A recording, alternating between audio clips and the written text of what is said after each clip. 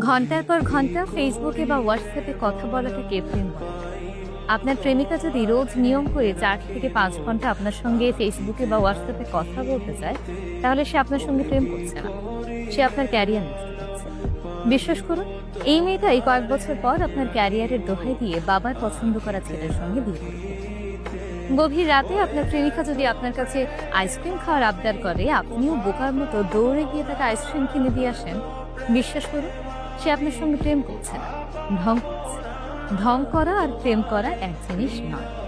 যে আপনাকে সত্যিই ভালোবাসবে, সে চাইবে তার প্রিয় মানুষটা যেন তার ক্যারিয়ারটা গুছিয়ে নেয়।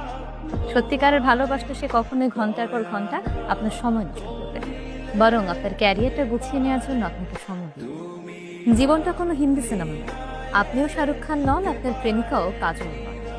অনেক মেয়েরা জানি না, ঘন্টার পর ঘন্টা চ্যাট না করেও ভালোবাসা যায়, রাতের পর রাত ন্যাকামি না করেও প্রেমিকা হওয়া যায়।